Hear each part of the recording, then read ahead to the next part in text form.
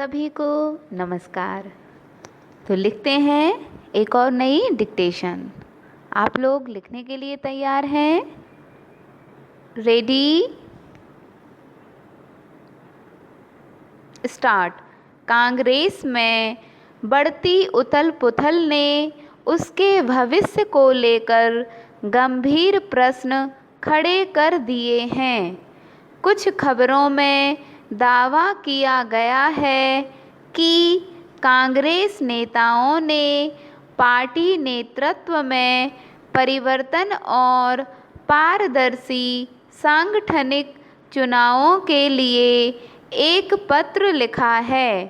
एक वक्त कांग्रेस को देश की ग्रैंड ओल्ड पार्टी कहा जाता था, लेकिन राष्ट्रीय और राज्यों के चुनावों में निरंतर पराजय के कारण आंतरिक कलह और पार्टी के दिग्गज नेताओं का पलायन बेहद आम हो गया है।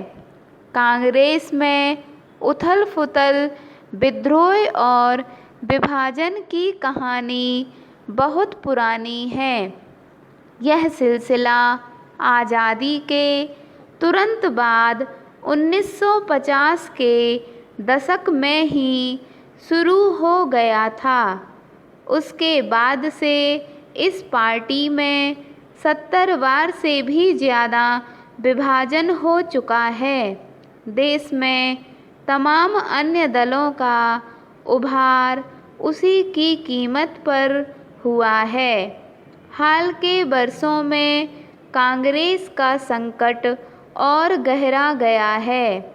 इसकी सबसे बड़ी वजह यह है कि पार्टी नेतृत्व ने वक्त के हिसाब से पर्याप्त कदम उठाने में हीला हवाली का परिचय दिया।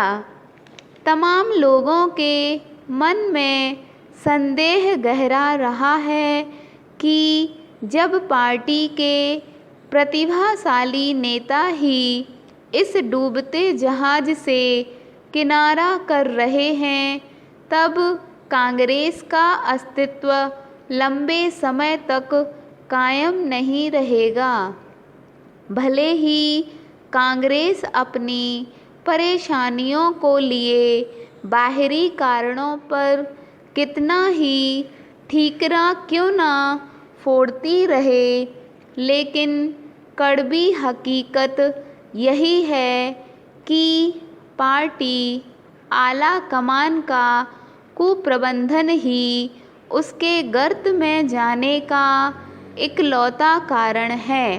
पैरा, बीते कई वर्षों से कांग्रेस देश पर अपनी सियासी पकड़ खोती जा रही है, लेकिन पार्टी के वारिस इसके कारणों की पड़ताल करने के बजाय प्रधानमंत्री मोदी के प्रत्येक फैसले और नीति में नुक्स निकालने में लगे हैं।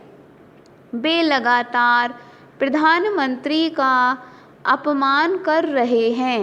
मतदाताओं को यह महसूस हुआ है कि निरंतर अनियंत्रित आलोचना राजनीतिक समझ के अभाव से उपजी है। यह तर्कहीनता को भी रेखांकित करती है।